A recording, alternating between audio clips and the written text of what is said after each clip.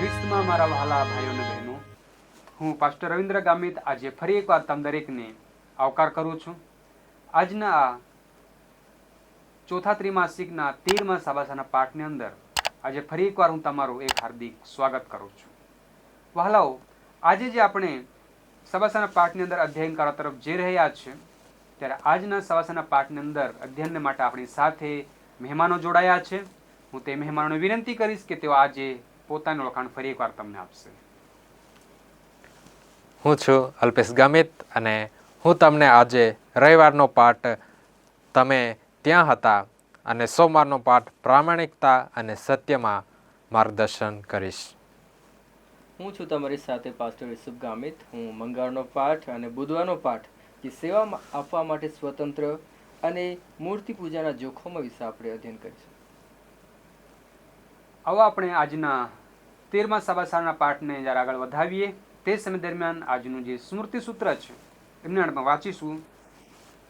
યહોશુઆનું પુસ્તક તેમનો 24મો અધ્યાય અને 15મી કલમ આપણને એ પ્રમાણે કહે છે, અને જો યહોવાની સેવા કરવું તમને માઠું દિસતું હોય તો તમે કોની સેવા કરશો તે આજે જ પસંદ કરો. એટલે નદીની પેલે ગામના તમારા પિત્રોના દેવની સેવા કરતા હતા તેઓની, અથવા તો જે અમોરીઓના દેશમાં તમે વસો છો તેમના દેવોની.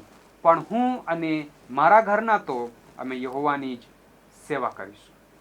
વહાલાઓ, અહીં આજનું જે સ્મૃતિ સૂત્ર આપણને કહે કે આજે જ તમે આ બાબતને પસંદ કરો. અને આજના સાબાસાનું પાઠનું જે ટાઇટલ છે તે પણ આપણને એ કહે છે, આજે જ પસંદ કરો. અહીં આપણને આ યહોશુઆના પુસ્તકનો એક પૂર્ણ થતા દેખાય છે. અને એમની સાથે યહોશુઆનું જે જીવન છે તો હવે વૃદ્ધ થયા છે. હવે તેમના પણ આયુષ્યનો પણ અંત આવવા તરફ જઈ રહ્યો છે. અને એવા સમય દરમિયાન એક મોટી સભાનું તે આયોજન કરે છે કે આખા લોકોને એકત્ર કરે છે અને ફરીથી એના અંતિમ સમયે એક દેવના કરારનું, દેવના વચનનું, દેવના આજ્ઞાઓનું પુનરાવર્તન કરે છે, કે ફરી એકવાર નવીનીકરણ કરે છે, ફરી એકવાર તાજું કરાવે છે, કે યાદ કરાવે છે. અને જ્યારે અહીં જે યાદ કરાવે છે ત્યારે એક 7 એવી નાની બાબતો જે છે તેનો ત્યાં સમાવેશ કરવામાં આવે છે. એક તો ત્યાં પ્રસ્તાવના આપે છે કે દેવે જે કરારો કર્યા હતા એની સમજૂતી આપે છે અને કરારોની ઓળખાણ આપે છે.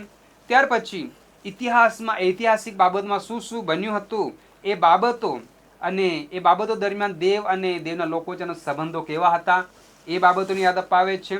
ત્યાર પછી દેવે જે એ લોકો સાથે કરાર કર્યો છે એની શરતો શું છે એ ફરીથી યાદ અપાવે છે.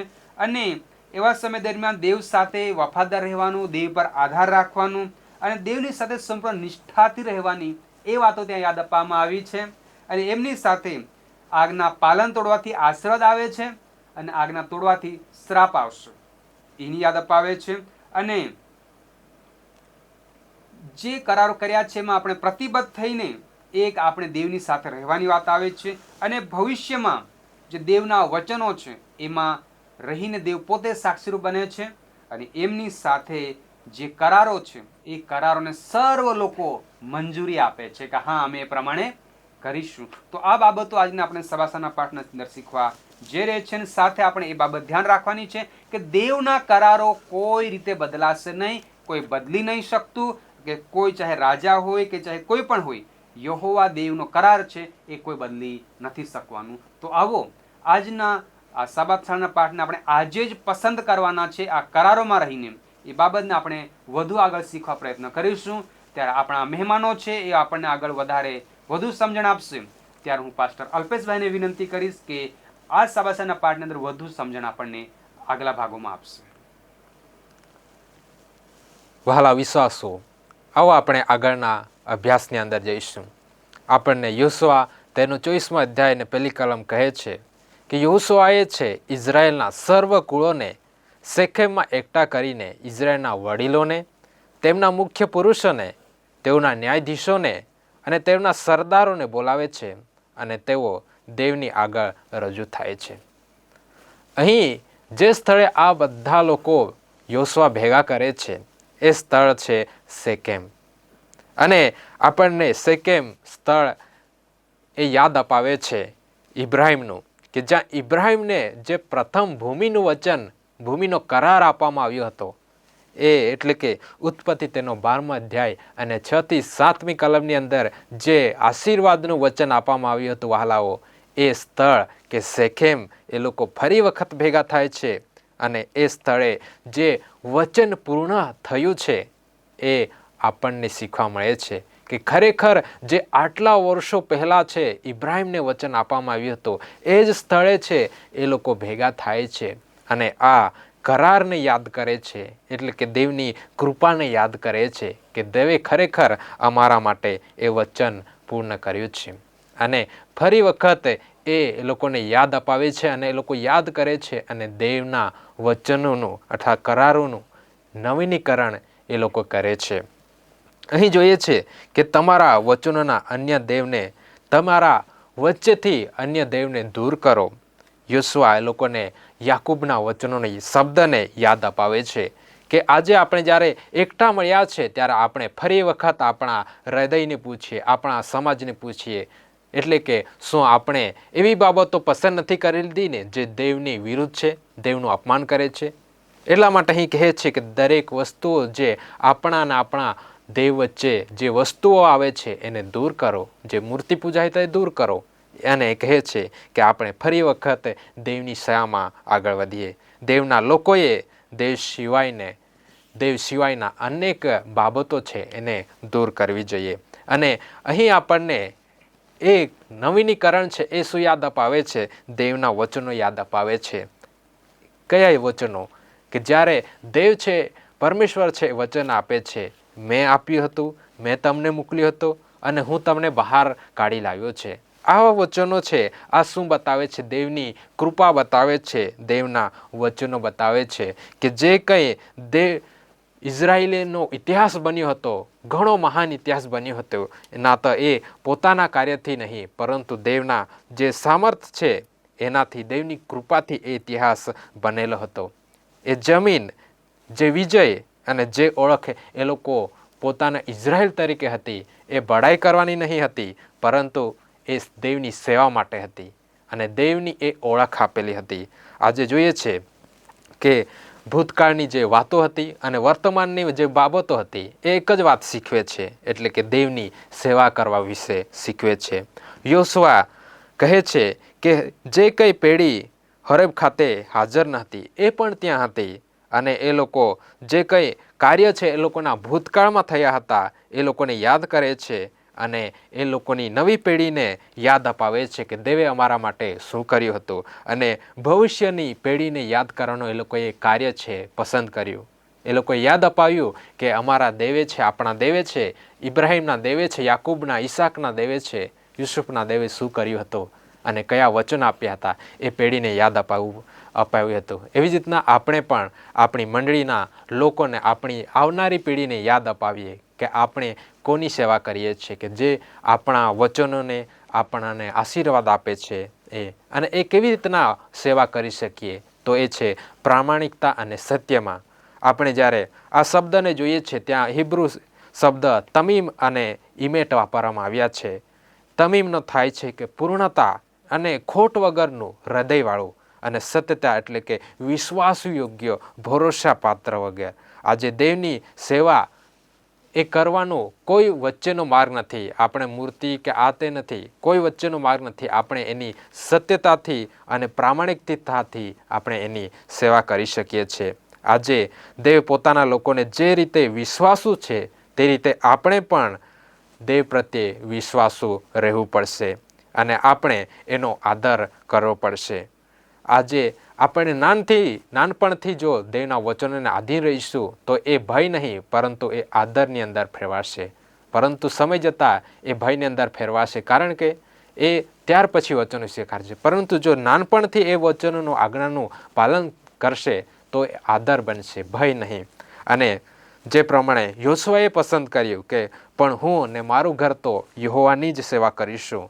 આજે આપણે એ વચનોમાંથી શીખીએ કે પહેલાં આપણે પોતાએ વ્યક્તિગત પસંદગી કરવી પડશે, નિર્ણય કરવો પડશે કે હું કોની સેવા કરવા માગું છું. અને એ પછી જો આપણે તૈયાર છે તો એ આપણા પરિવારની દોરવાણી તરફ દોરશે કે પરિવાર થકી એ સેવા થશે. અને જ્યારે આપણી પરિવાર તૈયાર થઈ જાય છે, આપણું કુટુંબ તૈયાર થઈ જશે, ત્યારે આપણે છે મંડળીને પ્રેરણા આપી શકીએ કે મારું પરિવાર સેવા કરે છે, આખી મંડળી એવી રીતના આપણે દેવની સેવા કરી શકીએ. અને એમ કરીને આખું દેશ છે, આખું જગત છે એ દેવની સેવામાં મંડ્યા લાગી રહીશું.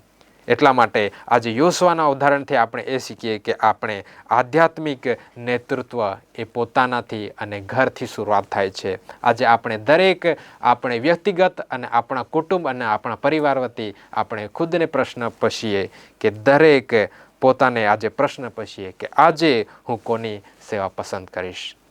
આમેન.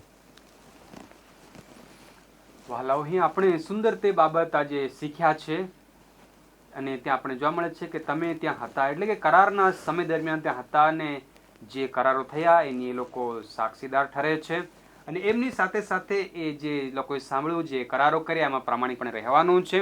અને એની ભવિષ્યની અંદર ખરેખર આ કરારો ચાલશે, પાળશે, પણ રહેશે કેમ, એ બાબત આપણે સુંદર તે જોઈ ગયા છે. અને આપણી ત્યાં ફરજો કરારની શું બને છે એ પણ જોઈ ગયા છે.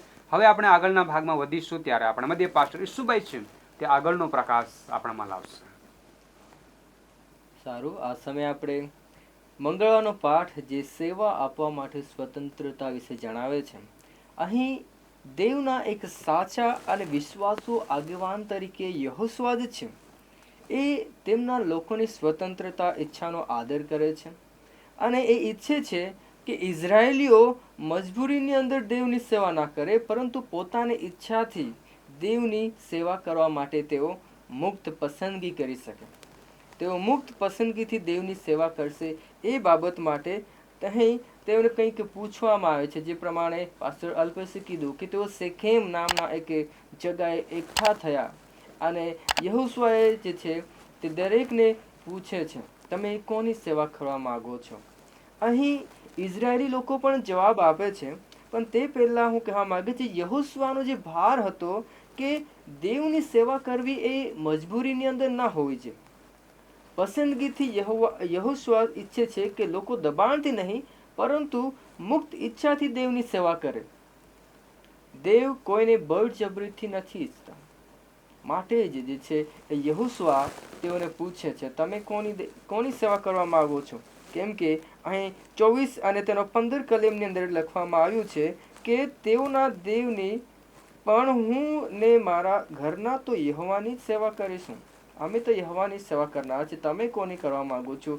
એ જે છે ઇઝરાયેલી લોકોને પૂછે છે. અને ઇઝરાયેલીનો જવાબ આપણે જ્યારે જોઈએ છે, યહોશુઆ તેનો 24 અને તેનો 16 થી 18 ની અંદર તેઓ સઘળા જ ઉત્સાહપૂર્વક જવાબ આપે છે, યહોવા અમારો દેવ છે, અમે તેની જ સેવા કરીશું. તેઓ પણ ઉત્સાહપૂર્વક જવાબ આપે છે, કારણ કે દેવ તેઓને બચાવ્યા હતા. આપણે આગળ જે વાંચ્યું છે ત્યારે આપણે બાઇબલની અંદર વચનો મળે છે કે જેણે અમને અને અમારા પિતૃઓને બેસર દેશમાંથી એટલે ગુલામીના ઘરમાંથી કાઢીને આણ્યા છે, જેને અમારા દેખતા મોટા મોટા ચમત્કારો કર્યા છે, તેમના માટે સ્પષ્ટ અને સકારાત્મક જે પ્રતિભાવ તેઓ આપે છે કે અમે પણ પ્રભુ પરમેશ્વરની સેવા કરીશું. જેણે અમારું રક્ષણ કર્યું છે તે જ અમારો યહોવા દેવ છે, અને એટલા માટે અમે પણ તેની જ સેવા કરીશું. પણ અહીં જ્યારે તેઓ એ જવાબ આપે છે, ઉત્સાહપૂર્વક જવાબ આપે છે, પરંતુ યહોશુઆ તેઓની સાથે થોડું કઠોરતાથી બોલે છે. 24 અધ્યાય અને 19 અને 21 કલમની અંદર કહે છે કે ત્યારે યહોશુઆ લોકોને કહે છે કે તમારાથી યહોવા દેવની સેવા નહીં કરાય, કેમ કે તે તો પવિત્ર દેવ છે, તે આસ્થાધારી દેવ છે. કેમ કે કારણ ઘણા જ ઊંડા છે. કેમ કે દેવની સેવા કરવી એક સરળ બાબત નથી. તે લોકોની સમક્ષ, ઇઝરાયેલી લોકો સમક્ષ એ કહે છે. કેમ કે તમે ઘણી વાર જે છે ઉલ્લંઘનો શું કર્યા છે, તમે તોડ્યા છે. તમારા પાપોની ક્ષમા નહીં કરે જો તમે યહોવાને છોડીને અન્ય દેવની સેવા કરશો. કેમ કે ઇઝરાયેલી વિશે જ્યારે આપણે જોઈએ છે, ઘણી વાર વચનો, કરારો તેઓ લોકો તોડ્યો હતો. અને આ જ્યારે આપણે જોઈએ છીએ કે પ્રભુ પરમેશ્વર જે પવિત્ર છે, અને આજ્ઞા ભંગના ઘણા માઠા પરિણામો આવ્યા હતા, તે આપણે અભ્યાસ પાઠોની અંદર જોઈ ગયા છે. યહોશુઆ શું ઈચ્છે છે કે તેઓ જો નિર્ણય લે તે ગંભીરતાથી લે, જેથી કરીને તેઓ યહોવાના માર્ગની અંદર, યહોવાના જે માર્ગો પ્રભુ પરમેશ્વર માર્ગ જો આપ્યા હતા તેઓની અંદર ગંભીરતાથી તેઓ ચાલી શકે. કેમ કે યહોશુઆએ જાણ્યું છે અને યહોશુઆએ જોયું હતું કે ઇઝરાયેલીઓની જે ભૂતકાળની અસ્થિરતા હતી, તો ઘણીવાર દેવના જે કરારો તેઓએ વચનો આપ્યા હતા પણ તેઓ ઘણીવાર તોડ્યા હતા. આપણે નિર્ગમન 32 કલમની અંદર જોઈએ છીએ તેઓએ મૂર્તિ બનાવી દીધી હતી અને યહોશુઆને એ બાબતની ખબર છે. મોઢાના વચનો તો આપણા માટે સરળ હોય છે, પરંતુ સ્થિરતા, આપણે વચન પર કેટલા મક્કમ છે, કેટલા સ્થિર છે એ મહત્વનું છે. એટલા જ માટે અહીં ઇઝરાયેલીઓની જે ભૂતકાળની અસ્થિરતા હતી, એટલા માટે શું કહે છે, દેવ તો પવિત્ર છે, દેવની સેવા કરવી સરળ નથી, એ માટે જ યહોશુઆ તેઓને કહે છે. પરંતુ અહીં આપણે જોઈએ છે કે આપણે કે પછી કોઈ પણ નેતા કોઈના પણ લાદી શકતો નથી, કોઈ પણ દબાણપૂર્વક કોઈની સેવા કરાવી શકતો નથી. કેમ કે અહીં આપણે જોઈએ છે કે દેવ જે છે કોઈને બળજબરીથી નથી ઈચ્છતા, કોઈ નેતા પર નિર્ણય લાવી શકતો નથી. માટે જે શું કરે છે, એ હા તો હા અને ના તો ના. અને એ માટે જ અહીં શું આપણે જોઈએ છે કે લોકો જે ઉત્સાહપૂર્વક તો સ્વીકારે કે છે અમે દેવની સેવા કરીશું. અરે દેવની સેવા કરવી આપણા પોતાની શક્તિથી શક્ય નથી.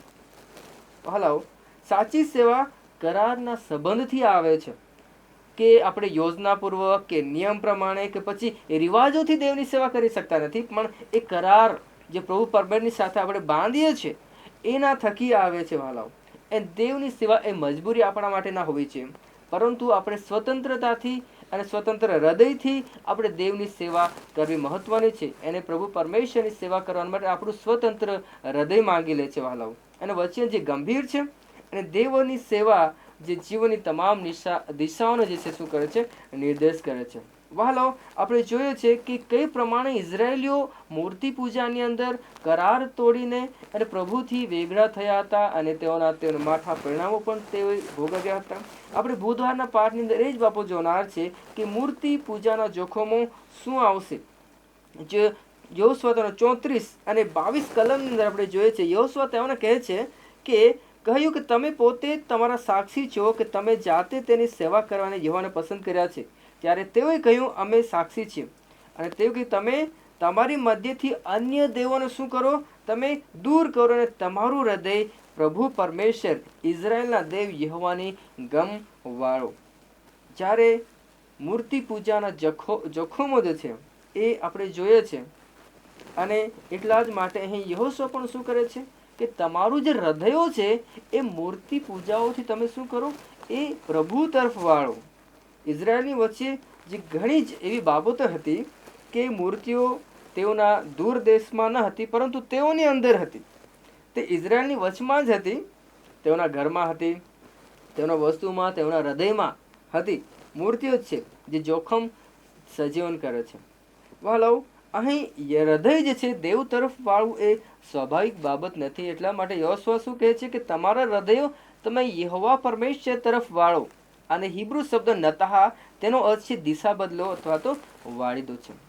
આપણું માનવ હૃદય જે છે એ આપણને સરળ માર્ગ આપણે પસંદ કરીએ છીએ, આપણે જૂની આદતો તરફ આપણે જવાની કોશિશ કરતા હોઈએ છીએ, આપણે સુરક્ષાની કોશિશ કરતા હોઈએ છીએ, પણ એ તરફ ન વાળતા પણ આપણે દેવ તરફ આપણું વળવું એ ખરી જાગૃતતા છે. અહીં ઇઝરાયેલીનો જવાબ આપણે જ્યારે સાંભળીએ છીએ ત્યારે શું કહે છે લોકો, કે અમે તો દેવની સેવા કરીશું. એક તેઓનો જે સ્વર હતો એક સાથે તેઓ કહે છે. પણ આનો અર્થ એ નથી કે આપણે જે છે કે તેઓ ખરેખર તેઓના હૃદયમાંથી મૂર્તિઓને દૂર કર્યા હતા. આપણે ફક્ત નિયમોથી કે પછી આ નિયમોથી દેવની સેવા કરી શકતા નથી, પણ જ્યાં સુધી પ્રભુ પરમેશ્વર આપણે મદદ કરતા નથી ત્યાં સુધી આપણે ખરા હૃદયથી જે સેવા કરવી છે એ આપણે ખરી રીતે કરી શકતા નથી. વહાલાઓ, અહીં આપણને જોઈએ છે કે આ વચનોની અંદર તે મૂર્તિઓ દૂર કરી હોવાનો કંઈ ઉલ્લેખ આપણને મળતો નથી.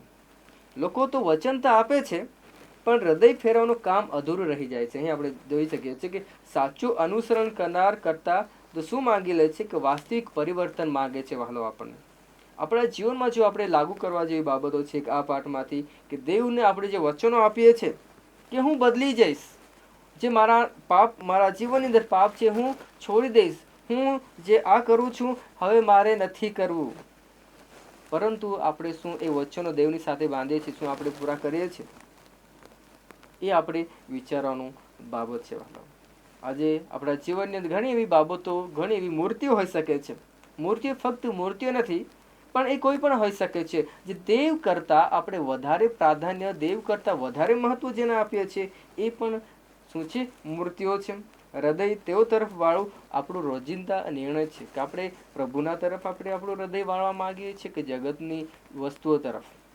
તો આપણું આજે વચન આપવું એક સરળ બાબત છે, પરંતુ વચનની અંદર જીવવું એ આપણને કૃપાના આધારે આપણને મળે છે. આમેન. વહાલાઓ, આપણે અહીં સુંદર બાબતો શીખ્યા છે અને તે બાબતો આપણને પ્રમાણે કહે છે કે દેવે આપણને તેની સ્વતંત્ર રીતે સેવા કરવા માટે તક આપી છે અને એમની સાથે સ્વતંત્રતાની સાથે એક મૂર્તિ પૂજા કે મૂર્તિના જોખમ રહેલા છે. અને આપણે એ બાબત જોઈ ગયા છે કે દેવ સ્વતંત્રતા આપે છે અને ક્યારેક ક્યારેક એ સ્વતંત્રતાનો ગેરફાયદો પણ થાય છે કે ગેરફાયદો પણ લેવામાં આવે છે. પરંતુ આગલા ભાગમાં આપણને એ પ્રમાણે કહે છે કે આપણે જે બાબતોનો કરાર કર્યો છે એ બાબતોનો વ્યવસ્થિત રીતે પૂર્ણ કરીએ. એનો અર્થ એ પ્રમાણે થશે કે આપણે જે દેવ સાથે કરારો કર્યા છે, આપણે શરૂઆતના ભાગમાં જોઈ ગયા કે લોકોને એક જગ્યા પર એકઠા કરવામાં આવ્યા છે અને ત્યાં આખી ઇઝરાયલ જમાત એકઠી થાય છે. તેમની સામે યહોશુઆ પોતાનો પડકાર રૂપી એક કરાર મૂકે છે ને તેઓને કહે છે કે અગર જો તમને દેવની સેવા કરવું માઠું દિસતું હોય કે યોગ્ય નથી લાગતું તો તમે શું કરવા ચાહો છો એ તમે આજે જ પસંદ કરો. એટલે કે જે દેવોની આપણે યર્દનને પેલે પારથી જેની સેવા કરતા આપણે આવ્યા છે તેમની સેવા કરીએ કે પછી આપણે પડખે આપણી બાજુમાં જ જે બીજા લોકો છે, બીજી જાતિઓ છે, જે બીજા દેવો છે એઓની ત્યાં પૂજા કરી રહ્યા છે એઓની તમે સેવા કરવા માંગો છો. અને સાથે પોતાનો નિર્ણય પણ જાહેર કરતા કહ્યું તમે જે ઈચ્છો છો તે તમે કરો, પણ હું અને મારા ઘરના તો યહોવાની સેવા કરીશું. અને એ ત્યાં એની તે પૂર્ણતા દેખાય છે. ત્યારે એ બાબત તરફથી આપણને એ વાત આજે શીખવા મળે છે કે યહોશુઆ અહીં એ બાબત કરીને પૂર્ણ કરે છે અને અંતે આપણને આ યહોશુઆના પુસ્તકનો અંત જ્યારે આપણને દેખાય છે ત્યાં એ પ્રમાણે થાય છે કે યહોશુઆ અને એલિયાઝર આ બેવનું ત્યાં મૃત્યુ વિશે આપણે દેખાય છે અને ત્યાં પ્રમુખ યાજક તરીકે યહોશુઆ એક શાંતમય બધી બાબતો લોકો સુધી લઈ જાય છે. અને એમની સાથે આપણને એ બાબત પણ જોવા મળે છે કે પહેલાં એ લોકોને લઈને અલગ અલગ જગ્યાએ મુસાફરીમાં લઈને જાય છે, ત્યારે હવે એક જગ્યાએ લોકોને સ્થિર કરવામાં આવ્યા છે, એ લોકોની કરારની વાચાથી બાંધવામાં આવ્યા છે અને એમની સાથે એમના જે આવનાર પેઢી છે એ લોકોને પણ ફરી એકવાર નવીનીકરણમાં પુનરાવર્તિત કરવામાં આવ્યા છે. હવે જે એમના જે આગેવાનો જે છે એ શેખેમમાં રહીને ત્યાં જ રહે છે જ્યાં ઇબ્રાહિમને પહેલાં દેવે વચન આપ્યું હતું. હવે ત્યાં જ એ લોકોના દરેક પિત્રો જેના વડીલાઓ છે એઓના હાડકાઓ એટલે કે તેઓની કબરો ત્યાં બનાવી છે, ત્યાં લોકોને દાટવામાં આવ્યા અને હવે ત્યાં લોકો સ્થિર થઈને દેવની સેવા કરે છે. પણ સાથે જેમ આપણે જોઈ ગયા તેમ કે એ લોકો માટે ખતરો છે કે આજુબાજુના લોકો એ લોકો નથી પણ એ લોકોના રિવાજો, લોકોના દેવદેવીઓ, લોકોનું વર્તન વ્યવહાર એ લોકો માટે ખતરો છે. અને એના માટે કહે છે કે હવે પછી આવનાર પેઢી માટે આ એક ખતરો છે. ત્યારે ત્યાં આપણને એ પ્રમાણે કહ્યું છે કે આપણા માટે ઘણા બધા પ્રશ્નો ત્યાં આવ્યા છે અને તે પ્રશ્નો એ છે કે શું ભવિષ્યમાં જે નવી પેઢી થશે એ નવી પેઢી શું દેવના કરાર પર નિર્ભર થશે, દેવના વચન પર નિર્ભર થશે, શું યહોવાના વચનને વળગી રહેશે કે પછી પૂજામાં અને અન્ય દેવોમાં સપડાઈ જશે? અહીં એ પણ આપણને પ્રશ્ન કરવામાં આવ્યો છે. અને એની સાથે કહે છે કે ત્યાર પછી મહાન આગેવાનો થકી જે કહેલી બાબતો જે છે એ બાબતોમાં શું એ લોકો આગળ વધશે કે પછી એમાંથી એ પીછેહટ કરી દેશે? એવા પણ ત્યાં પ્રશ્નો એ લોકોના જન્મમાં થાય છે. એવી બાબતો એ લોકોના માટે એક પડકારરૂપ આજે બને છે. અને સાથે આપણે જોઈએ છે કે યહોશુઆ એક પાઉલની જેમ જ એની સારી લડાઈ લડ્યો, એનું સારું પોતાનું પ્રતિનિધિત્વ આપ્યું, પોતાનું સારું લોકોની સમ્મુખ રજૂ કર્યું અને આખા સમાજને, આખા ઇઝરાયલને અને પોતે દેવ પાસેથી આવેલી દરેક સારી બાબતો આપી. હવે એ ઇઝરાયલ લોકોને ત્યાં જવાબદારીની ફરજ આવે છે. અને અંત સમય ફરી એકવાર આખા લોકોને તેણે એકઠા કર્યા અને ફરી એકવાર જે કરારો એ લોકો જોડે પ્રથમ કર્યા એને ફરી પુનરાવર્તન કર્યું, ફરીથી યાદ અપાવ્યા, એ માટે કે એ સંપૂર્ણ થાથી આગળ વધતા રહે, આવનાર પેઢીઓ યાદ રાખે, તેની પેઢીઓ તેમને શીખવે, તેને અમલમાં આણી શકે. એના માટે એ લોકોને એ બાબતો ફરી એકવાર શીખવાડવામાં આવે છે. ત્યારે અહીં આપણા માટે એક પ્રશ્ન થાય છે કે આપણે પણ અગર જો આપણા આવનાર ભવિષ્યની પેઢીઓ માટે, આપણા પોતાના ભવિષ્યના જીવનને માટે અગર સફળ થવું છે તો શું કરવું પડશે?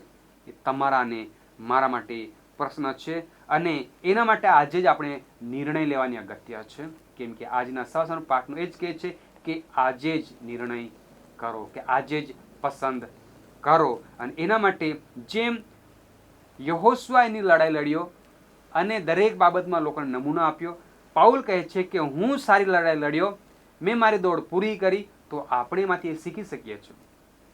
આપણા આયુષ્યના દરેક દિવસો, આપણા આયુષ્યના અંત સુધી આપણે દેવ સાથે ચાલીને દુનિયાની બાબતો, દુનિયાના કામો, દુનિયાના મૂર્તિ પૂજાઓ કે દેવથી વિશેષ માનવાની બાબતો છે એને દૂર કરીએ અને આપણે પણ દેવ સાથે ચાલીએ. એ જ આપણા માટે પણ એક સારી લડાઈ છે. અને એ જ્યારે આપણે લડાઈ લડીશું ત્યારે આ પૃથ્વી પરના આપણા જીવનની સમાપ્તિ પણ અગર થાય તો આપણે આપણી લડાઈના અંતે દેવની સાથે સાર્વકાલિક જીવનમાં હોઈ શકીએ છીએ. કેમ કે વહાલા આપણે જોઈએ છે કે મિસર દેશની અંદર ઘણા બધા એવા લોકો હતા કે જે અલગ અલગ પ્રકારની ઉપાસનાઓ કરતા હતા, પણ ત્યાંથી એ લોકોની ટેવોને અરણ્યમાં દેવે કાઢી નાખી અને એક નવી ટેવ આપી, નવા વિચારો આપ્યા, નવા કરારો આપ્યા, નવી આજ્ઞાઓ આપી. તો હવે તમારા અને મારા માટે, આપણા દરેકના માટે એક નવો પડકાર છે. જે રીતે ઇસરાયેલ લોકો એક જગ્યામાં હવે કાયમી વસવાટમાં બેઠા, ત્યાં આજુબાજુના લોકો તેઓના એ પ્રમાણે હતા કે એ લોકો દેવથી વિમુખ હતા, દેવથી દૂર હતા, અને એ લોકોનો ડર અને ભય એ હતો કે એ લોકો પણ એ લોકો સાથે ભળીને મૂર્તિ પૂજામાં કે દેવને માન ઓછું આપીને એ તરફ વળે. તો આજની વાસ્તવિક જીવનની સચ્ચાઈ એ છે કે આપણે પણ એવા જ પરિસરમાં, એવા જ સમાજમાં, એવી જ સંસ્કૃતિમાં રહ્યા છે. તો તમારે અને મારે પણ એ ચેતવાની અગત્ય છે કે આજે આપણે આ લોકોથી બચીએ, આ સંસ્કૃતિ બચીએ, આ લોકોથી બચીએ કે જે લોકો દેવને નથી માનતા, જે લોકો દેવથી દૂર છે. માટે એ લોકો સાથે આપણા સંબંધો સારા હશે, પણ એ લોકોની કોઈ પણ બાબત, કોઈ પણ ટેવને આપણે અપનાવીએ નહીં, પણ આપણી ટેવથી એ લોકોને ખ્રિસ્તમાં લાવીએ. અગર એ પણ કરતા રહીશું અને વિશેષ આજની પેઢીને આપણે એ બાબત શીખવાડતા રહીશું, યાદ અપાવતા રહીશું, તો ચોક્કસ આવનાર પેઢી દર પેઢી દેવના કરારો, દેવના વચનો જે યહોશુઆએ કહ્યું કે આજે જ પસંદ કરો, એ લોકો પસંદ કરશે અને દેવના આગમન સુધી એ લોકો દેવથી ભટકશે નહીં. તો આવો આપણે દરેક જણા જે એ પણ કરતા રહીએ અને આપણે બીજાઓને માટે નમૂનો આપીએ. જેમ યહોશુઆએ આપ્યો, જેમ પાઉલે આપ્યો, જેમ મૂસાએ આપ્યો, એ જ નમૂનો આજે આપણે આપણા આવનાર પેઢી માટે, આપણી મંડળી માટે, આપણા સમાજ માટે નમૂનો બની. પ્રભુ દરેકને વિશેષ આશીર્વાદ આપશે. વહાલાઓ, આપણે સાથી સેવકોનો વિશેષ આભાર માનીશ કે તેઓએ આપણને સુંદર રીતે એક ઊંડાણપૂર્વક શીખવાયું છે અને સારી સમજ આપી છે. માટે હું તેઓનો વિશેષ આભાર માનીશ. અને સાથે તમે દરેક વિડીયો જોનારને હું તમે દરેકને વિનંતી કરીશ, જ્યારે તમે આ વિડીયો જોઈ રહ્યા છો ત્યારે આ વિડીયોને તમે લાઈક કરો, આ ચેનલને તમે સબસ્ક્રાઈબ કરો અને બેલ આઇકન દબાવો અને તમારા સગા મિત્ર મંડળ છે, તમારા દૂર નજીકના મિત્રો છે, તેઓને શેર કરો, તેઓને મોકલો કે તેઓ પણ જોઈ, તેઓ પણ આશીર્વાદ પામે, તેઓ પણ શિક્ષિત થાય. અને જો તમે કંઈક કહેવા માગો છો, કંઈક જાણવા માગો છો, તો કોમેન્ટ બોક્સમાં તમે કોમેન્ટ કરી શકો છો. અને જો તમે વધુ જાણવા માગો છો તો તમે મેલ પર લખી શકો છો digitalwiu@gmail.com. તો હાલો, આ સમય દરમિયાન આપણે આ સવાસાના પાઠને અહીં પૂર્ણ કરીએ. આવો આપણે પ્રાર્થનામાં જોડાઈશું. ત્યારે હું વિશેષ આપણા મધ્ય અલ્પેશભાઈને વિનંતી કરીશ કે તે ફરી એકવાર આપણને સવાસાને પૂર્ણ કરવા માટે પ્રાર્થનામાં દોરશે. અમારા સર્વશક્તિમાન પરમેશ્વર, તમારો આભાર માનીએ છીએ આ સુંદર સમય માટે. આજે પ્રભુ અમે પ્રથમ અભ્યાસક્રમથી લઈને આજે 13મા પાઠ સુધીનો અભ્યાસ છે એ કરી શક્યા છે. એ માટે ફરી વખત તમારો આભાર માનીએ છીએ. આ 13મા અભ્યાસક્રમને પણ તમે સમજવા પ્રભુ એ માટે શક્તિ બળ તમે પૂરું પાડ્યું છે, એ માટે આભાર માનીએ છીએ. આજે દરેક તમારા વિશ્વાસુ લોકો જે જઈ રહ્યા છે અને આવનાર સમયની અંદર જશે, એ દરેક વિશ્વાસુ લોકોને તમારા હાથ અંદર સોંપીએ છીએ. એ દરેક લોકો જે આ વિડીયોને, આ અભ્યાસક્રમને જોઈ રહ્યા છે, એ દરેક વ્યક્તિને અમે તમારા હાથ અંદર સોંપીએ છીએ. આજે જે કંઈ અભ્યાસ યહોશુઆના પુસ્તકમાંથી કર્યો છે, આ 13 પાઠોની અંદરથી જે મર્મ પ્રભુ તમે શીખવા માંગો છો, એ દરેક વિશ્વાસોને તમે આના મર્મ શીખવજો, એમનામાં તમે માર્ગદર્શન પૂરું પાડજો. અને ફરી વખત અમે એક નવા અભ્યાસક્રમની સાથે ન મળીશું, ત્યાં સુધી અમારી સાથે અને દરેક વિશ્વાસુ લોકો સાથે તમે રહેજો. આ સમયે આ પ્રાર્થના તમે સાંભળી છે એ માટે આભાર માનતા આ પ્રાર્થના ઉદ્ધાર કરતા ઈશુના નામમાં માંગીએ છીએ. આમેન. વાલા મિત્રો, આ સમય દરમિયાન આપણે અહીં સુંદર તે પાઠોને સમજી શક્યા છે. વાલાઓ, આ સમય દરમિયાન હું તમ દરેકને વિનંતી કરવા માંગીશ, આપણે ફરીથી ભેગા મળીશું. ત્યાં સુધી તમે દરેક જણ પ્રાર્થનામાં રહો, વચનમાં રહો. અને આવો આ સમય દરમિયાન આપણે આ 2025ને અહીં પૂર્ણ કરીશું અને આવનાર સમય 2026માં આપણે ફરી એકવાર ભેગા થઈશું. ત્યારે એક નવા ત્રિમાસિક સાથે, એક નવા વચનો સાથે અને એક નવા વિષયો સાથે અને એક નવા અભ્યાસ સાથે આપણે ફરી ભેગા મળીએ. ત્યાં સુધી તમે દરેક જણ પોતાને દેવના ભયમાં, દેવના વિશ્વાસમાં અને દેવના આશીર્વાદમાં રાખો. પ્રભુ દરેકને આશીર્વાદ આપશે.